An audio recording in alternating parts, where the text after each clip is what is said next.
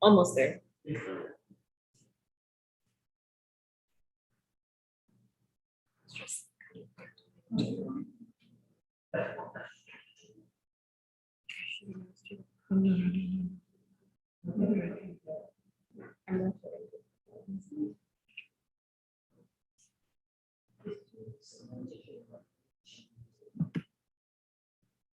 Are there mics on?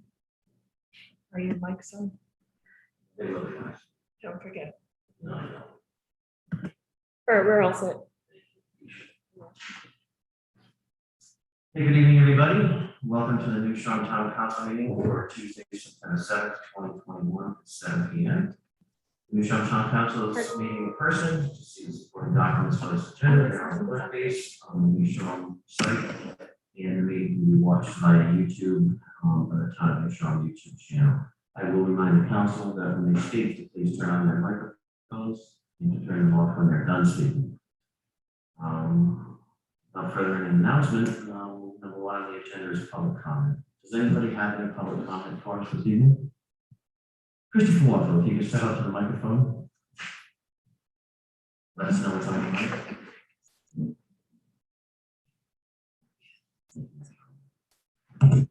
Thank you.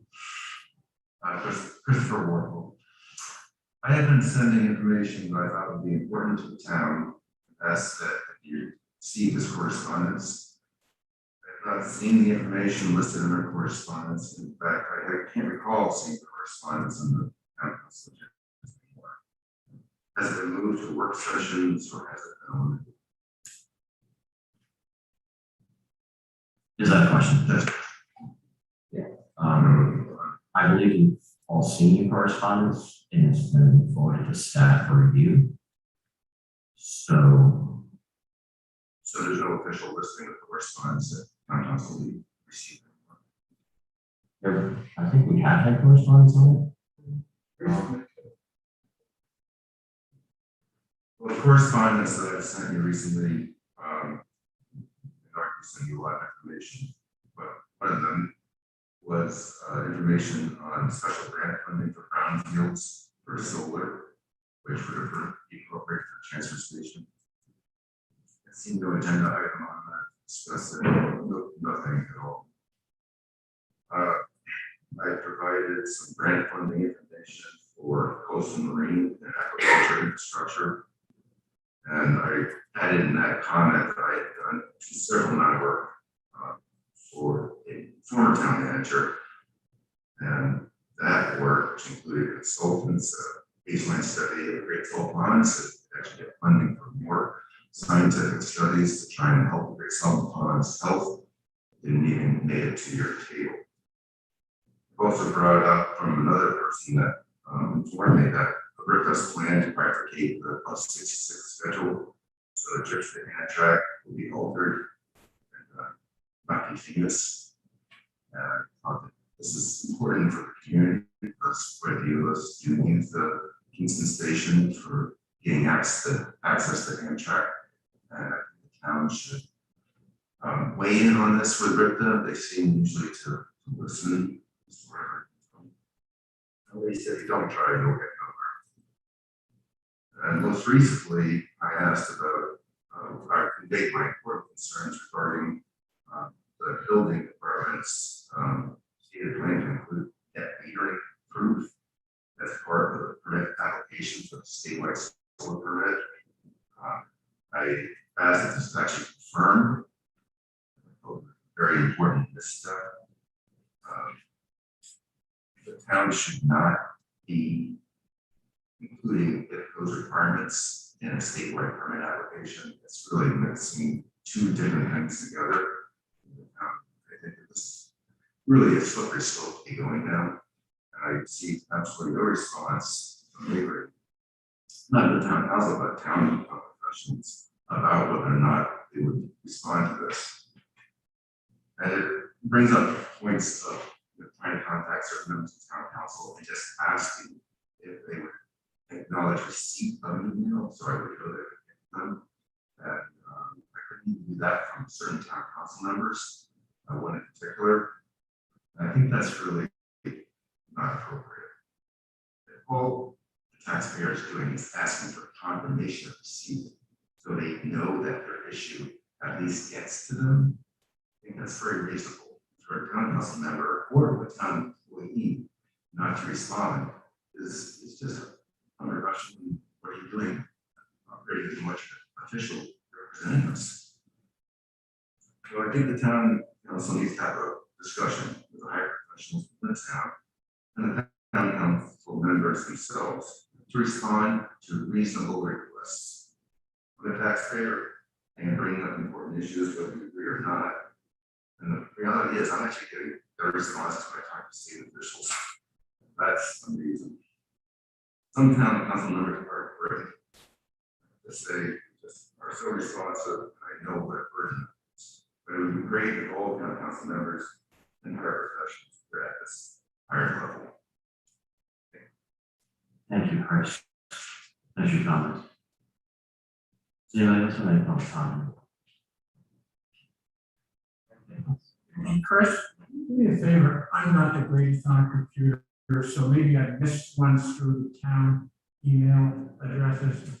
I'll give you my personal email address, so I know I'm getting it when I see it next, okay? Because I do want to say that we are going to have a meeting on rules of procedure coming up. We're going to have that meeting in, I think, earlier in the winter. But with all the changes to the new charter, with everything that was made, Catherine Rose still working on this procedure. But I agree with you, like, because when I get emails from people like that, including yourself, I don't know what town council is responding, and even more, I don't know what they're responding, what they're saying. So this is why I generally tend to just make sure I send it to Molly for distribution if I really want on it, or to the town manager for staff review. So this is what I do with correspondence, because I don't want to go, you'll get 4 different, but we are going to have this discussion soon, and I expect it to be a lengthy discussion. So if that helps. And I do want to say that the clerks are perfect. The what? The clerks, Morley, secretary, those are the people that can communicate mostly without going to working. And working, I always communicate with the clerks where they've asked that to be done to the. This is not like you said, okay, 1.5 dozen members flying the way that's going on. Always been very clear that basically the stuff. So this is, well, when I asked the town council, they committee by the town council, this structure of request. I would see it now. That's No, I agree. Appreciate coming to comments. Anybody else? I have one thing, it's informational. On tonight's news, I saw that the blood cancer fundraiser that was scheduled to take place Thursday, the swim from Point Judith to Block Island has been postponed and will be scheduled later this month. Thank you, Mark. Anybody else? Public comment. Item number 2 on the agenda, and I would actually request the council if they would mind if we combined 2 and 3, discuss an act on the emergency time ordinance to mitigate the spread of COVID-19 to protect the health, safety, and welfare of the residents of and visitors to the town, which are imminently empowered by the unforeseen circumstances of large spike in the increased COVID-19 cases in the town, as reported to by the Block Island Medical Center. And number 3, report from Dr. Tom Walkup, Block Island Medical Center Director, regarding COVID-19 and public health. Would you guys mind to combine those and give the doctor a chance to speak before we discuss emergency topics? Okay, doctor. Appreciate you being here this evening. Sure. Thank you. Tom Walkup from the Block Island Medical Center. Very encouraging news. The data that was published today showed the reduction finally We had 205 per 100,000 that were reported as of the third, but as of today at 2 o'clock, it's down to 181. So it's 205 to 181. And the positivity rate over a 7-day period has dropped also from 3.3% down to 2.5. So I think we've done our part. Unfortunately, there are still 142 hospitalizations, 3 fatalities yesterday, unfortunately. But we do have now up to 91,000 fully vaccinated Rhode Islanders. 41 of those are people less than 18 years of age, so we want to continue to encourage that. So when you break up the less than 18, 76% of Rhode Island adults are now fully vaccinated. The breakthrough cases remain right at 0.5%, 0.55% today. We take the new denominator of how many are fully vaccinated. The variant, again, was published again today. Data seems to be holding pretty steady that out of the 4,500 samples, only 581 of them are Delta. The rest of them, 1,400 and change, are the Alpha or the original UK variant. So that's good that we still don't have, as a state, a large penetrance of Delta variant. Good. Vaccinations, more and more data continues to roll out that Moderna and Pfizer are holding up the best. Moderna actually is the best. They thought it was possibly the spacing was a little bit longer with Moderna compared to Pfizer when we got the second vaccine. That was the one that we administered 100%. You may direct the billing at home over the winter time. So if you have options, you do have options when you choose to get which vaccines. I would say Moderna #1, Pfizer #2, Johnson & Johnson #3. And there is a testing change. The state program that was allocated to a third party for testing finished their rapid testing offerings here on Block Island. So the testing will continue on Tuesdays and Thursdays, but they will be PCR testing only. I spoke with Tracy Fredericks today. I'm going to reach out to some of our state representatives to see if we can get that reinstituted based on our geographic area. It's not easy to run out and go get a rapid test somewhere else. And between Thursday afternoon and Tuesday, it can be a long period of time if there's a community concern. So I'll reach out to the state and see if we can get that reenacted. I'll reach out to our state representatives and administrators at the EMA. But otherwise, all good news. On a local front, we had 2 cases last week within the office and very few at the fire barn as far as I'm aware. But a lot of it is because the rapid tests were only done on symptomatic people. So if there's a PCR test that became positive and asymptomatic for people, we won't necessarily be aware. But we had a couple positives within the medical center last week. We seem to be in this ebb and flow where we get 2 to 4, maybe up to 5 per week. It feels like it's the new normal for at least a period of time. Thank you, Doctor. Can you clarify, you just said in your office, that was what people sitting in your office, those are tests done in your office, right? People sick, correct. Patients showing up with symptoms that we were concerned for COVID who became positive. Okay, so that's where the test was done. Thank you. Sure. Does the council have any questions for the doctor? One quick one. What's the status of the clinical trials on vaccinating kids under 12? They're imminently ready to be published. All the major players, Moderna, Pfizer, have been putting out data, and they should be wrapping up those clinical trials. We were supposed to get some initial findings this summer, probably going to be more in the fall. I know that they're rapidly trying to do it. Obviously, the data was all put out originally on adults, so there's been that drag with children, and I know everybody's anticipating that it's going to be positive, a positive review. Thank you, Councilor Wilson. Yeah, okay, thank you. Second one. Real quickly, this is to you or Bill. I know in the last few meetings we talked about boosters and potentially getting boosters in the next month or 2, and I know you guys are working on that, so thank you very much. I then also heard that there aren't going to be any boosters in this country. This is more of the national press, and that there's sort of a focus on trying to get worldwide vaccinations up, and so therefore there's a diversion. Can you sort of help me separate local versus the national? I think it's a pretty fluid situation right now. Immunocompromised status individuals defined that I made in some previous statements and in written media are eligible. They could sign up today.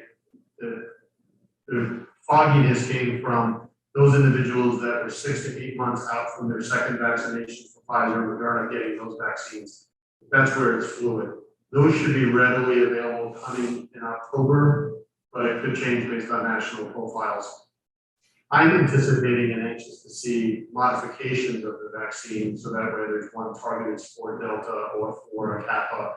So I think if an individual is staying strong and they're not immunocompromised, you may want to sit and wait to see if we have some variant specific immunizations coming out later this fall, and not necessarily rush in to get that booster. Unfortunately for the J&J folks, there's still no publishable data on what their recommendations are for, do they get a second vaccine or do they start over with the new mRNA vaccines? So stay tuned on that. I think as soon as we know, we'll get that information out. Thank you very much. We have a weekly call with the DOH also, and keeping us in the loop as to where they stand. And as the doctor said, when they know, we'll know. And so that kind of thing from there. But we are definitely not moving. We have conference. Thank you, Bill. And for the public, that was William McComb, our EMA director. Thank you, Ben. Mark, you have anything else? Doctor, is the best intervention on that menu still getting vaccinated?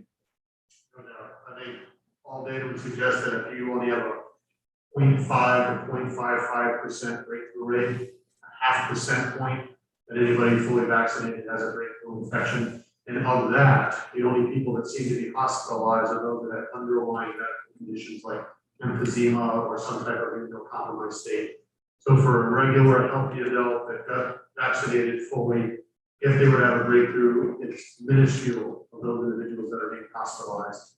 And obviously, we're seeing different parts of the state that are being, part of the country that are being really inundated with the need for hospital beds and ICU beds. Vaccination is your best tool. I would say that the one thing that I would anticipate that we'll talk in the future is the RIDE, the Rhode Island Department of Education, has put out some new guidelines of how they wish the school to comport themselves when it comes to that testing. And I will say it puts a little bit of a burden. I think the school's ready for it. We're going to be communicating, I'm sure, soon, because they are putting it out there that if you have only one symptom, then you should be out of school, be tested, quarantined, or be seen by a provider that says you have a reasonable other alternative source. So I think that sounds good on paper. I think it'll put a huge demand on the school system, to have people in and out of the school system all the time, and also the medical center, but we'll work that out together. But I would anticipate we might get some anxiety within the community about those specific rules that RIDE put. Thank you, Mark. You also? Understand. I think it very essential questions. Second, like some acknowledgement for the work that was done in the number of masks out there that was gotten out there between the time we had our meeting there for Wednesday night and Friday afternoon. Yeah. Councilor Sturman. I know everybody was kind of running around trying to get masks for businesses. Lars and I know Lars will speak to this. I think he wanted to speak to this evening, right? Oh, I think that somebody may. There's Councilor Sturman went out to Grafton, and I think just in time for the weekend for everybody to have them. But again, I want more to speak to that because you distributed them, and it's much appreciated. The efforts everybody took on our behalf to get that done. Starting with the doctor. So, Yeah, we make a few inquiries, but Council Silver got a new passport stamp going away. You missed the landfill. Thank you very much. And Bill, you I just want to follow up on what Mark said. For anybody out there that hasn't been vaccinated, for whatever reason, I respect that. But I hope that it's okay to change your mind. And I really encourage you to, all the data we have now, rethink it, and with all the data. And I can respect the hesitancy, whatever it might be, but I just hope that you seriously, look back, think about it, and encourage you to get a shot based on something what the doctor had said. Really want those people to do that. So that's how you can help our community. Thank you. That's a great headline. Take a note, David Lewis.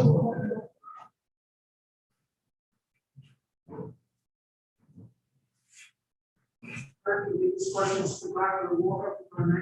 So I'll ask the question in deal. This is about the qualitative aspect of masks themselves. I might elicit, and I don't recall hearing much or any conversation in this chamber about the qualitative aspect of masks.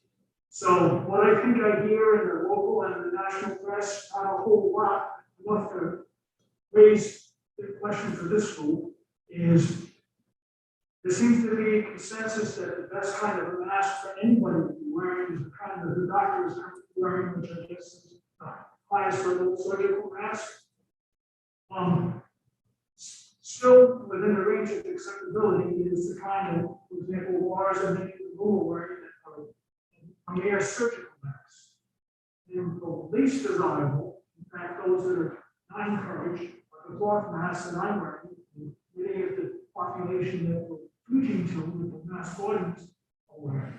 So is there anything qualitatively that you should know about specific masks?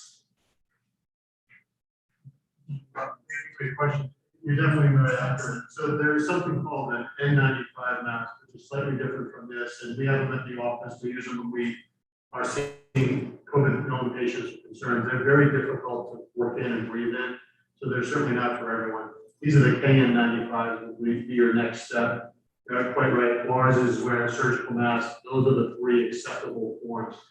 Cloth masks, the gaiters, fabrics that are kind of widely weaved are not acceptable. But any mask is better than no mask. But you would be right. Getting your hands on a surgical style mask or a KN95. There were shortages for many times because of the run on them. There are much more acceptable access points to them now. And if I see somebody in the office that has something like a really kind of worn mask or a cloth mask, I offer them one of our surgical masks. But you're very right, there is a hierarchy. No any mask is better than nothing, but cloth masks have been really ruled out to be anything that's very effective. Thank you. Thank you to Lars for being the model. One quick.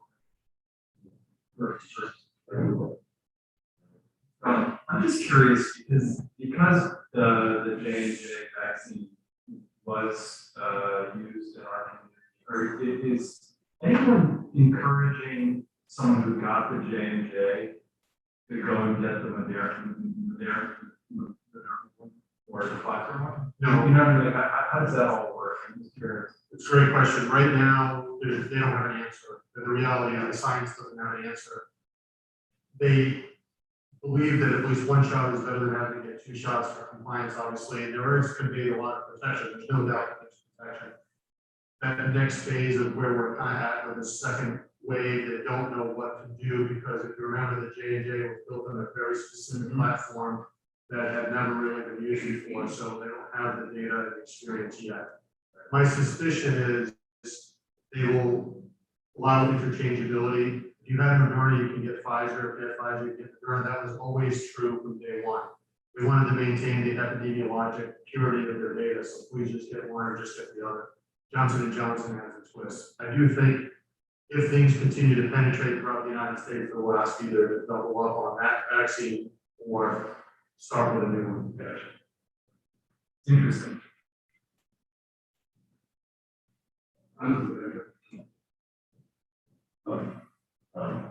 Anybody else? Anybody else have any comments for the doctor? No. Just as a follow-up, key part of the Johnson & Johnson theory was also that there was an element of population they thought that would not get vaccinated. They might be more apt to get one, and getting one is better than getting none at all, especially in like transit areas and so forth like that. So that was kind of one of the reasons that the Department of Health rolled it out in those areas, figuring to get some was better than none at all. And I'm just curious about, certain steps are, if the science is saying that there is a drop off between Moderna, Pfizer, and J&J, does the public health demand such that you want to get as many J&J people as possible, sort of switch on to the Pfizer or Moderna? Yeah, I think if they had to do it over again, they would pick a couple of them, and I think they a lot to the question of the booster. Yeah. And just as a, maybe I can use this form, I get a lot of these questions of why do we not have the same immunity we do with other vaccinations we had as a child? Coronavirus is a flu-like virus. So if you think of it, we get flu shots every year to protect ourselves. That's why we don't have long-term immunity like we did with polio or any other type of vaccines like we had as a child. It's inherently not something we build long-term immunity to. So that's, I think, some questions I often get, why is it different than our childhood vaccine? It's inherently a flu virus. Okay. Thank you, Dr. Council, any more questions? Any more questions for Dr. Pernaponi? Hearing none,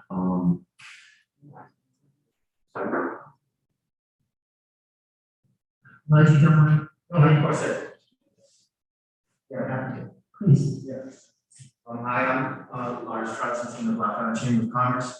On Thursday after the vote, I want to say there was a very high level of awareness about the need for the masks. So on Friday morning, Dr. Workup and Chief Moynihan brought in about 1,200 masks. By the time Keith brought over 4,000 masks that afternoon, I was down to literally a handful. High level of people coming in asking for masks proactively. We asked them if they have one, if they didn't, we give them out. Businesses dropping by, asking for boxes, so it was a very high level of awareness. And now I think I've given out 2/3 of one case, so maybe 2,000 masks, something like that. can you have 4,000? I have now 2,020, 200, something like that.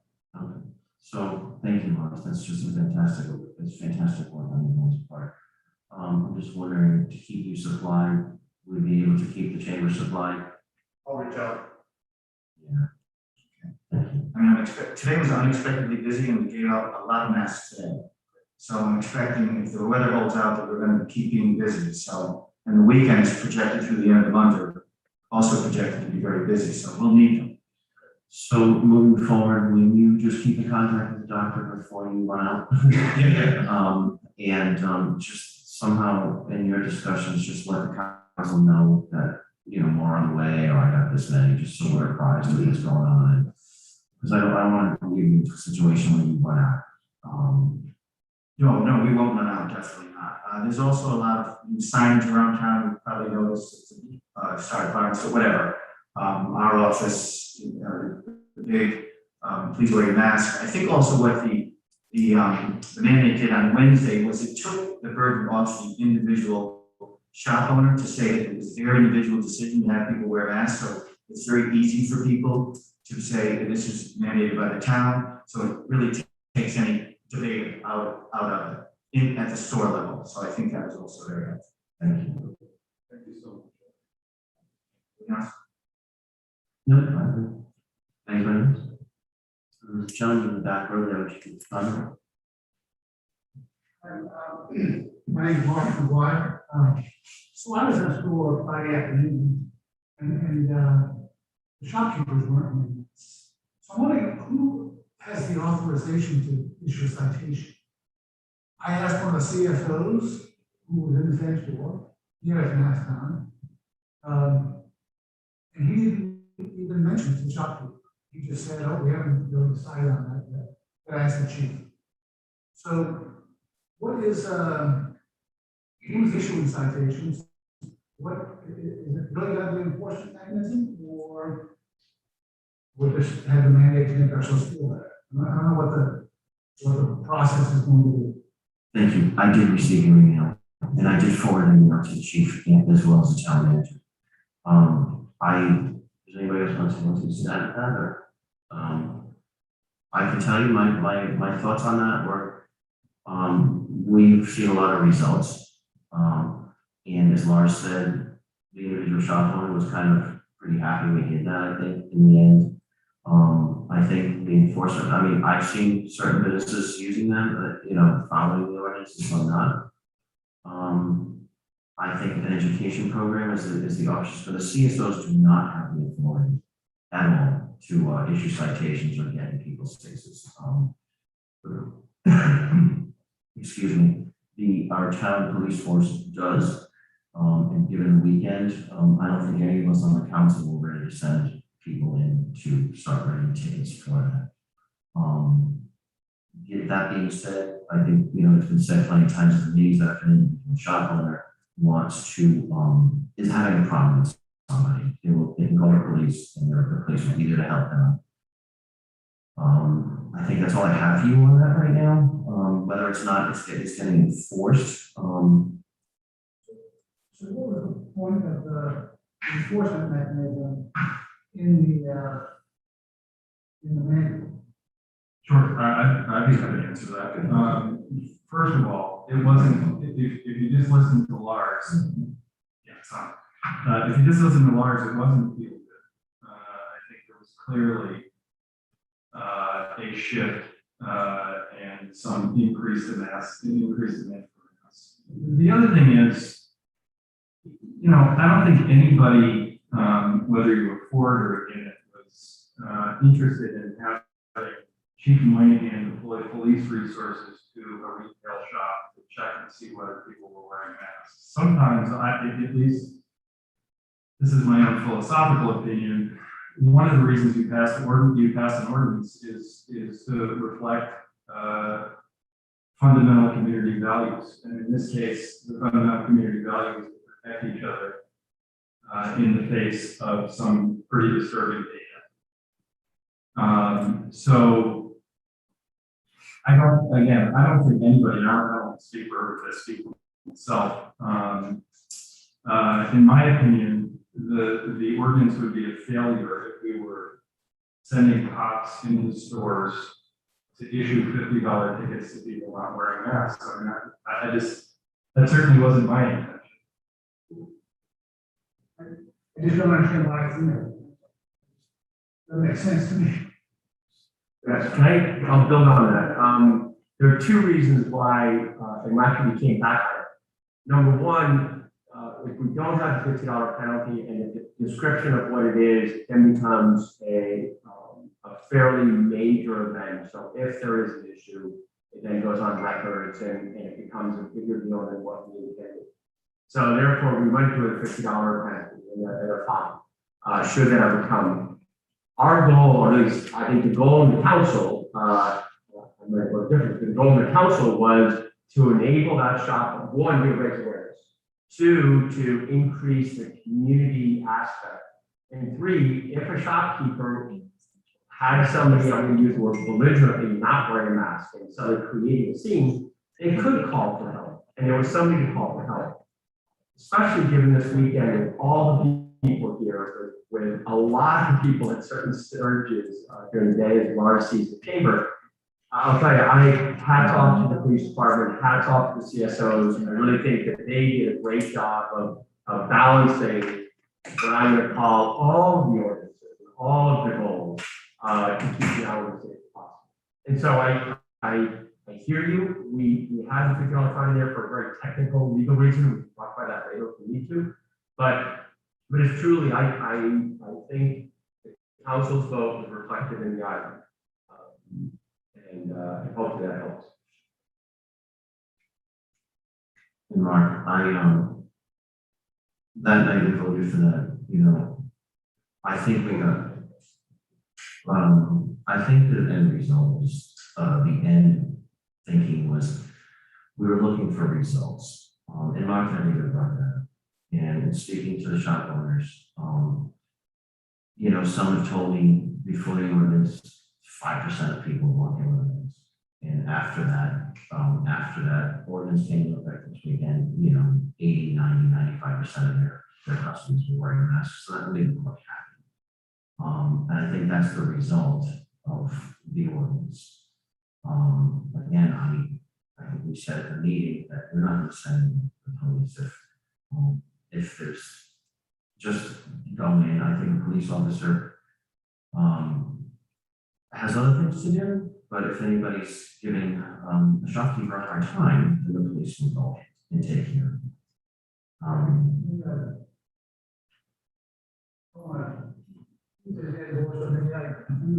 I'm talking about the actual shop owners, not the people that run the shops.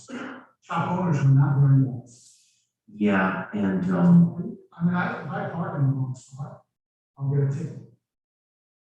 yeah. Why do we have citations of think, you know, we've heard from the shop owners at our August meeting that we should leave it up to businesses and individuals to decide. And I think at this point, I will revert back to the people who are visiting that if they walk into a shop and they don't feel comfortable in there, they don't have to utilize, they don't have to patronize that shop. Again, like I just said, we're giving them the choice. But I think it's abundantly clear as we talk about, Black Island, had conversations about, we need to make sure Black Island is promoted and marketed as a family-friendly place. And I think that ordinance did that, to protect, the families that come here, instead of letting everybody just being, not taking that into consideration, just to let everybody run roughshod and do what they want. Again, if the shop owner has any issues with anybody, assistance will be there. I know what you're saying, I wish I had a better answer for you, but I think we got results with it, and I'm very happy with those results. That's how, anybody else? No, only that we would certainly hope it would get better, as time goes on. It was a very short time frame. People were, I think, between the ordinance, I guess the passing of the ordinance, the immediate reaction, which was very negative, and that may have made people listen a little bit more to the national news. And if we can raise that awareness, we'll get there. We're not going to get everything the first time through. We're trying. And wish they had, nobody likes wearing a mask. We're all trying. One last thing, Andre, I know we have a meeting for anybody who doesn't know, Monday night, not Wednesday, so this coming Monday. Well, that was next Wednesday. Monday, it was moved. Oh, Anyway, so Monday night, we have a meeting, and I know that you're gone for a little bit. I would, if it's okay on the agenda, I'd love to make sure that we discuss the ordinance, just to have the information, because I just think that we could discuss so that if there's discussion going on, so anyway, I'd love to be able to discuss masks and reaffirming the mandate or changing it. Yeah, that's actually fine. These, this does sit on our agenda. Oh, yeah. It's a placeholder. I know, but like I discussed last time, It was here.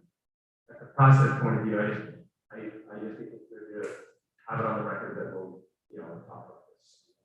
it's on. And we also have a discussion with penalties and proposed ordinances, which explains the rather arcane, in my world, arcane, reasoning that we have to put the $50 fine in, because if it wasn't that, then it should have automatically to default in the town ordinances, which is a misdemeanor. And we're trying not to, put people in a position of having a permanent record for something they might not even have known about. And that's really been probably, at least to me, it has become much more important than the electronic world in which we live. Where anybody can find anything that ever happened to anybody, whether they did or not, on the internet. Thank you, Martha. Lance? Thomas? Thank you, Doctor. Thank you, Bill. I understand you guys are getting honored on Sunday the 12th. I hope we love to see that. I think, thank you for your efforts, and I think it's a well-deserved award for the provider that we'll see you on Sunday. I will say that I'm still a doctor, a lot of people pull out, we just have to do the so it's people that help us pull the rope. We're all relying on you to have a very wonderful acceptance speech. My question is, how come you were the most tan of the three of them? Thank you, Dr. Walker. Next item on the agenda, Board committees and commissions discuss an act on appointment of commission of motor vehicles for hire committee. As I understand, this is a placeholder, Molly? That's correct. And You we don't had have no anybody who interest. wants to be on the tax commission. That's correct. Action on that this evening. The next item on the agenda is an appeal of the administrative denial of the application for special event license of Champions Marina Resort to hold 2021 Off Sundays Club Fall Regatta Series September 17th through 18th, 2021 at Champions Marina, West Side Road, Rock Island. I understand somebody from Champions is here. Thank you. Could you, I'm sorry, could you, your name, I just want to call you by your first name. Mike. Thank you. Mike, do you have any comments on the appeal or that you'd like to discuss with us? The council, I'm sure, has had your packet, had a chance to read it. We've been through this before, it just happened with the boat basin with their, the fishing tournament. And it's just an administrative thing that we missed the deadline. Does the council have any questions, Mike?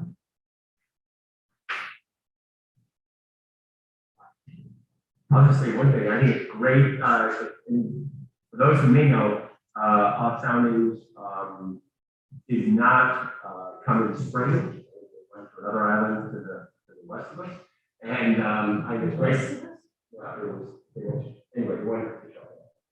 And, and I think it's great they're coming back, and I think it's a big thing for Black Island, and I'm very happy that, we're able to do it. Do you need a motion? Sorry. No. I'll make a motion to uphold the appeal. I'll make a motion to uphold the administrative appeal, grant a special event license to Champlain's Marina Resort to hold 2021 Off Sundays Club Fall Regatta Series September 18th, 17th through 18th, 2021 at Champlain's Marina at West Side Road, Block Island. Second. Motion is made and seconded by Sven. Is there any comment? I just want to thank Champlain's for sending a representative. Too often people ask for this and send no representatives. It's understood. Thank you, Mike, for showing. Any other comments? Yeah, I will make one comment, only because it's probably going to be shocking to some. I was down to Champlain's the other day, and Really? I know, and I was very impressed with the work you guys have done. It just looks great, and I look forward to all the future developments and changes and the community engagement, which I know is so important. So having people from now be able to get access and be there, but it just looks great. So keep it up. And I agree. Thank you. Motion has been made and seconded. All those in favor, Keith? Yes. Martha? Aye. I'm in favor, Sven? And Mark? Aye. Motion carries 5-0. Have a good time down there this weekend, for next weekend. And thank you for coming. Next item on the agenda. Discussion providing input regarding a special house legislative commission to study the effects and procedures for the reorganization of the Grand Coastal Resources Management Council, CRMC. Sven, I believe this is your item. Yeah, if you, so I sent out everybody should have it, our court base, sort of the House statement about a committee that was formed. One of the nicest things is that Block Island has a member on that committee, a member on the committee, and I think that's great for the island. It's great to finally get recognized that we as a community are important. That there's going to be a meeting Wednesday night. Part of my goal is to continue to report back to the council, hopefully anybody in the public that wants to join, as this thing keeps going over the next 6, 7, 8 months, whatever it's going to be. Looking forward to dialogue. I just really wanted to make sure that it was open. So if anybody in the public has questions or input about CRMC, and this is really about the board more than not about staff, per se, but I'll give updates. If you guys have direction, questions, thoughts, please give me, because I want to make sure I'm telling everybody, not just one point. So it's all I really want to say. Thank you. for doing it. So, We'll see. I may thank you later. So, cool. Can I comment on something? Yeah. It's it's a public, it's a member of the public appointment. It's not a member of the town council. Yes, sir. You're a member of the public, appointment, and basically represents the I'm, the way they phrase you was black. Yeah, I understand. It's been said, it's been reported as a member of the county or a member of the town council. I think that, and if that were the case, then obviously you would have to speak for the council, not the public. So, are those meetings gonna be Zoom televised or?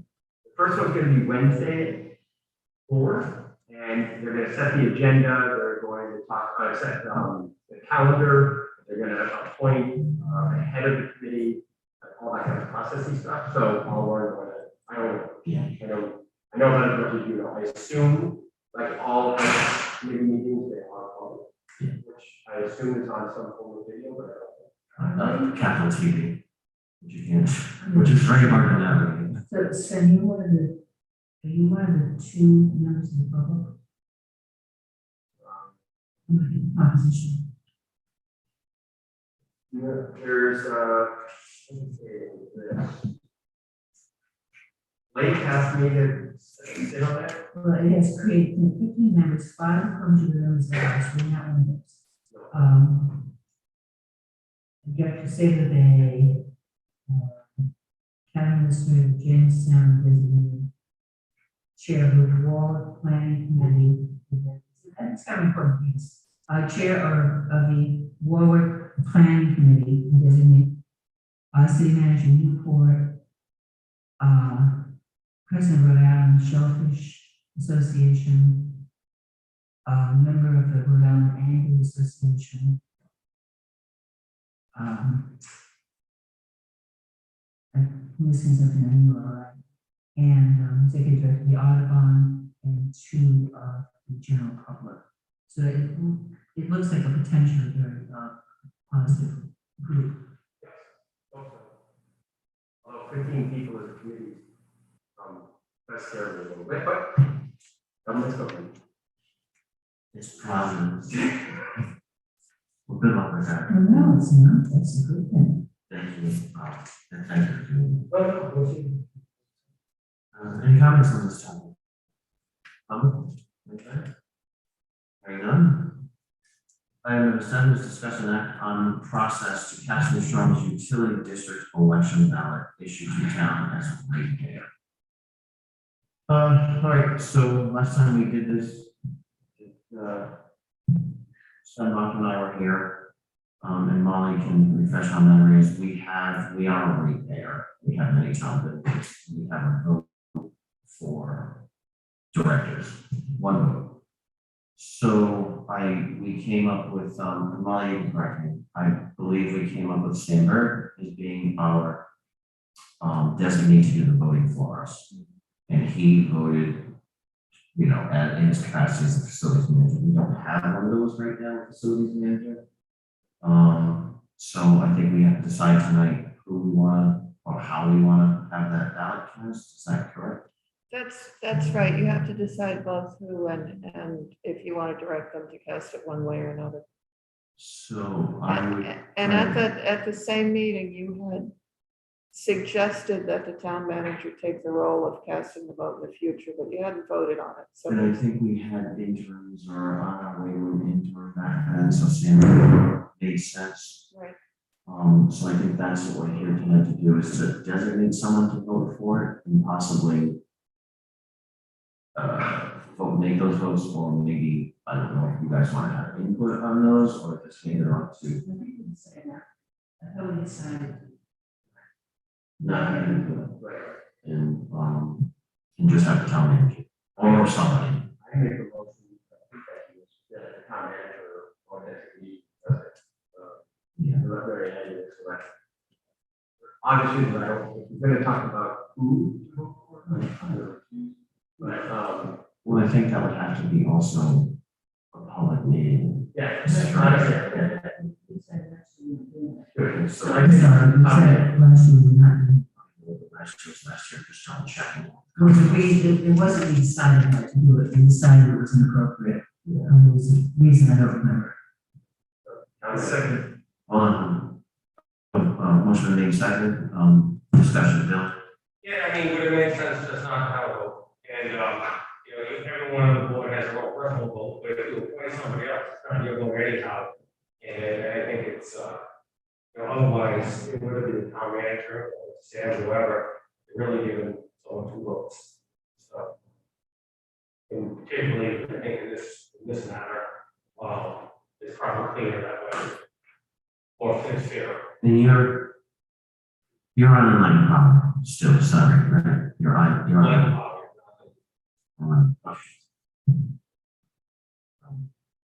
Okay, motion's been made second, all those in favor, Mark? Sam? I'm in favor, Mark? And he? Okay, motion will carry to appoint town manager Mary Ann Crawford to cast the town of Shaw's vote in the Shaw Utility District election. Number 8, discuss an act on open session. Oh, sorry, Bill. So I'm confused. So is it just her act? Yeah.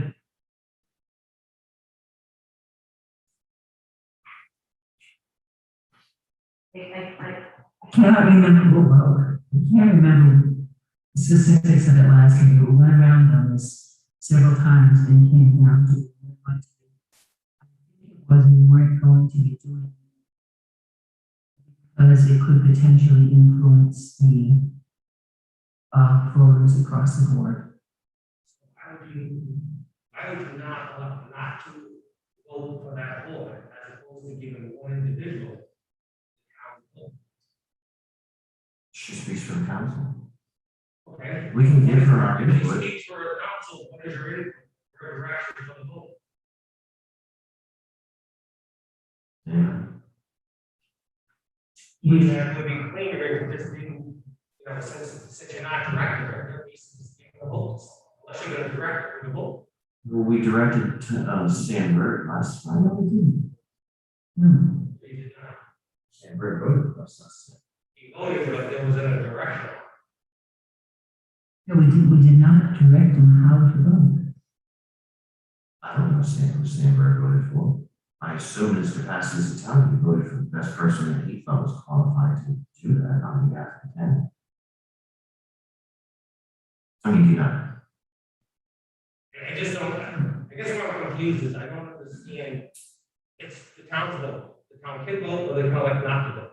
If you're the council representing the people, you should be directing the person who vote for, or take the path of saying, each one of you gets to vote anyhow, so does everyone else. Why have this person vote? I mean, because there's no direction, the person can vote for anybody they want. Sometimes you just gotta have faith that people are gonna vote the right way. I don't know about faith, it's about direction. No, it is. It is too, because we went through this last time. We had the same conversation, we were not gonna have a public dialogue about who was running for office, because that would potentially influence the voters in the election. Correct. That's the only part that I really remember. Correct, so where I'm confused is, so you're appointing somebody to vote. So, you know, you give it no direction. What do you want? So why would you vote? It's almost like saying, you know, Because I trust my town manager to make the vote on the vote that would be in the best interest of the town. it's not the town manager vote, it's the town. So I would hope you at least have some direction. It's the town's vote. I mean, I understand what you're saying, but I mean, this is the town's vote. It's not town council. Town manager. It's the town council's designees vote. We can all vote the town manager and go through, you know, whatever. But, this is what we did. This is what we did. What we could. This is what we did last time. Everything last time. So how, like, if we do something. We don't have questions, and I want to get those questions answered, or have a good day. I'm just trying to understand your process. I mean, you're basically giving up your vote and saying one person can do it. It was the same question I had last year when you had Stanley. Well, I mean, it made more sense to either direct a vote or don't take a vote. So how do you suggest we direct a vote? I personally, if I was on council, I wouldn't vote. I would let the voters and the taxpayers, the people that pay, have the outcome where it is. I wouldn't give it double vote, is what it is. Well, I'm not sure, a couple things. One, I'm not sure it's a double vote because she's in a town building, so I don't know if she has a double vote, number one. Number two, I think we have entrusted the town manager to repeat what I said. We've entrusted the town manager to speak, represent the town in this one issue, and we sort of designated it.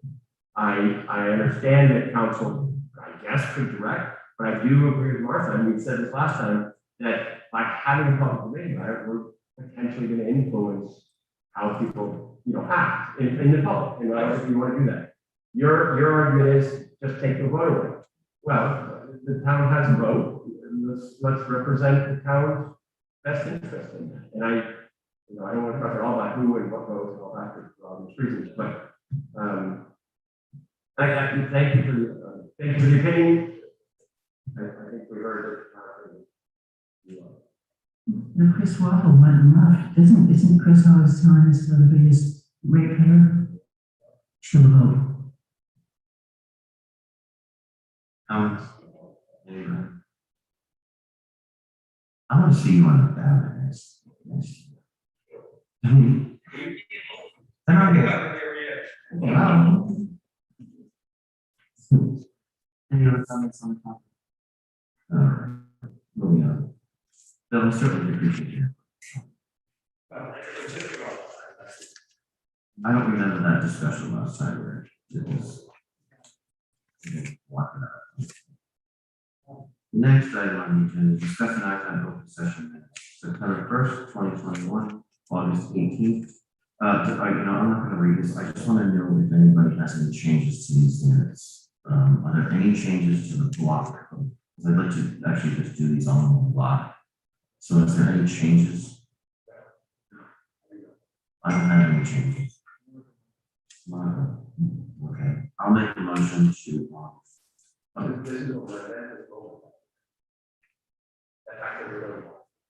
It's an appreciated moment. It's an appreciated moment. I love it too. Molly, thank you. Thank you. It's an appreciated moment, Molly. I,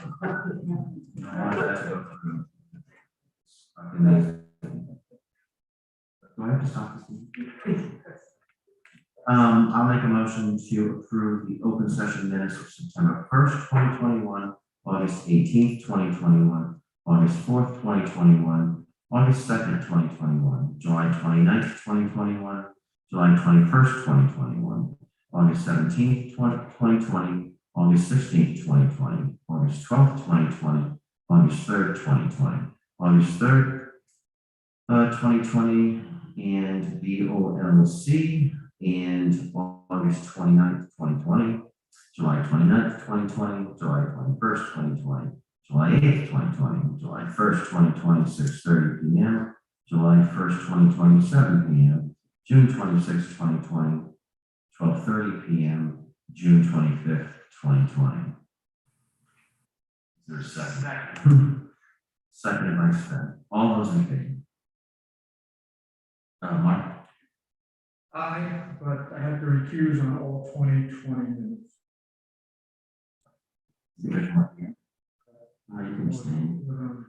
What's the best for him to do? Abstain or recuse? you don't have to do either. You can vote. You can vote, but you can also abstain or recuse, but since there's only one motion, you kind of have to do it for the whole block. I have recused on all others. I haven't been in attendance for it, so I'd like to be consistent. Okay, that may, Recuse on the whole block. yeah, Now, Audible groan on my right. why don't you ask the ones who, the majority who can vote on this first, so we know. I'm in favor. I'm in favor. Legally, you can vote. I'm in favor. I'm in favor. Yes. Keith's in favor. I'll say no only for consistency. So you recuse. Or no? Recuse. You recuse. Okay, well, I just give me a recuse sheet. Yep. Um, I'll leave it in your box. thank you. Number 9, discussion act on closed session minutes, executive session minutes of July 19th, 2021, July 21st, 2021, July 12th, 2021, August 16th, 2020, July 29th, 2020, July 8th, 2020, June 26th, 2020, June 25th, 2020. This discussion may be held in executive session pursuant to Rhode General Laws 4246-1, that's A1, the meeting may be held in closed session to discuss job performance, character, physical and mental health of a person or persons provided that such person or persons affected shall be notified in advance in writing and advised that they may require that the discussion be held in open meeting. Rhode General Laws 42-6-46-5A3, discussions regarding security, including but not limited to deployment of security personnel or devices, Rhode General Law 4246-5A5. Any discussions or considerations related to the acquisition of real or lease of real property for public purposes or the disposition of publicly held property where in advance public information will be detrimental to the interest of the public and Rhode Island General Laws 4246-5A7. A matter related to the question of investment of public funds with a premature disclosure would adversely affect the public interest. Public funds shall include any investment plan or matter related thereto, including but not limited to statewide plans. Give me 1 second. We'll go through this individually. Mark, because there are some 21s and there is not any. There are some 20s in there. So I'll make a motion to approve the minutes of July 19th, the closed session, the executive session minutes of July 19th, 2021.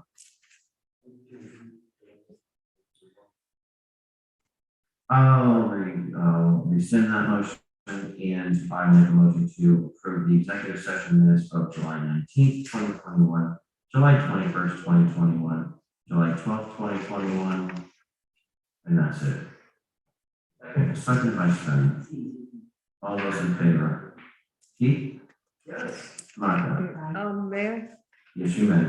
there is one change to July 19th, 2021. That's fine. As per Mr. Emmanuel, and I agree with him. It's under number 1, and it relates to the people who were present or the people who reached out. And I think if you go to that paragraph, you'll see right away that there's a mistake in it. I can. Yes. Okay. So if you permit me, I'll make the one change.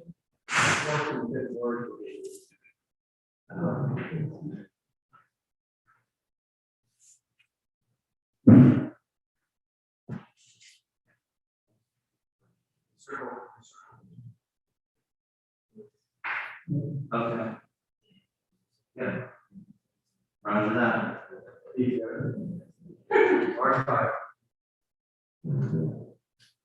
All right,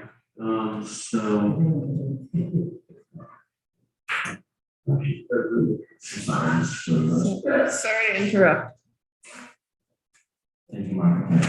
So I will make the, I will review my motion. Make a motion to, I'm sorry, what's the date on that? 19th. I will make a motion to approve the executive session minutes of July 19th, 2021 as amended, July 21st, 2021, July 12th, 2021, and I'll stop there. Second by second. All those in favor? Keith? Yes. Martha? I'm in favor. Mark? Sven? Motion carried 5-0. Approve those minutes. I make a motion to approve the executive session minutes of August 16th, 2020, July 29th, 2020, July 8th, 2020, June 26th, 2020, and June 25th, 2020. Seconded by Sven. All those in favor, Keith? Martha? I'm in favor. Sven? And Mark? And Mark's recused. Thank you.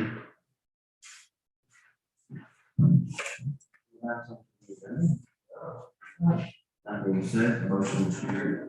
Oh, Bill's here. Is there any mechanism that would eliminate us from moving it? The reason passed is why we closed, so, you know, There was a contract negotiation, and then contract there was no more reason to, minutes ever become unsealed or. There is, There is a mechanism to unseal the minutes, and But- in the next. Yes, Martha, sorry. but didn't we ask if the absent the mechanism, if they stay sealed forever in the war, has that changed? That hasn't changed. They stay sealed forever unless they're affirmatively unsealed. That's the freaky part. Yeah, so my plan is to give you a list in the next few months of minutes to unseal, but I don't have it yet. Would those minutes be, how far back would those go? Last couple of years, last few years.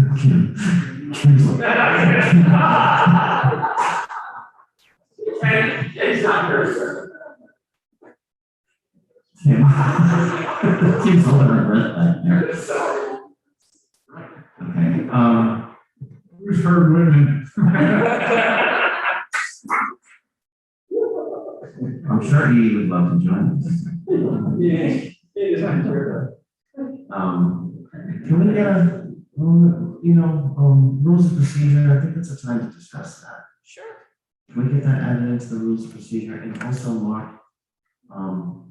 Mark's kind of abstain, not vote no.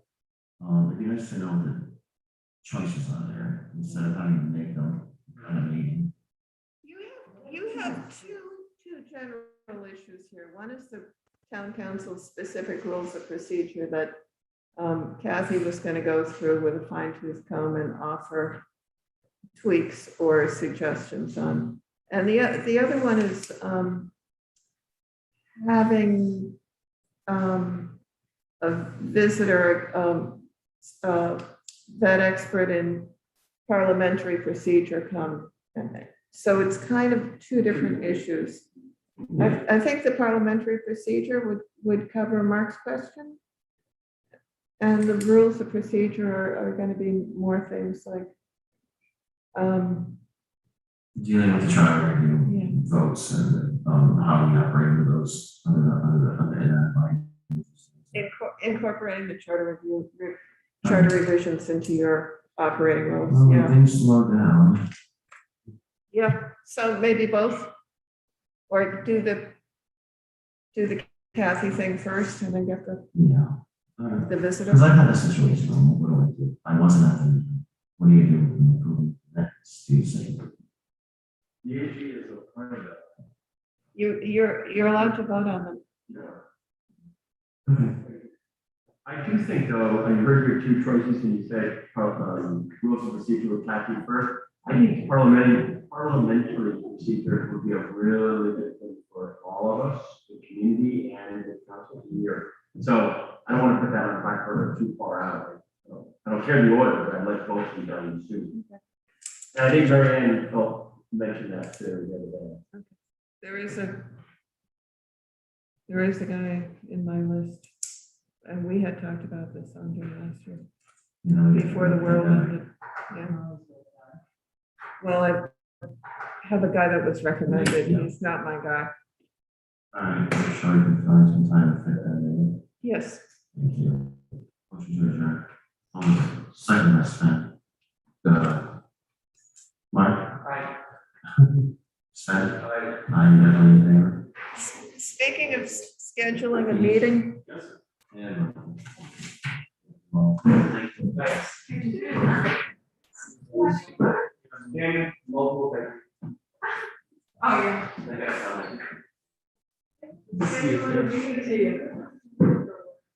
I serve Scott, Claire, Scott, I was born. Okay, so you know what I was saying? Now I don't. Okay, so it's meeting on the 4th, there's one on the 13th. 4th. I just see your. Thank you. But I was saying about it, you have a bunch of extra things coming up, like the facilities tour. Like, how do you want to do that? Do you want to split it up into 2 or 3 afternoons, do you want to make it Saturday? Oh, I think since we're out of the meeting, I assume it's video option. Oh, no, we turn it off. But you're allowed to schedule a meeting without having. closed meeting.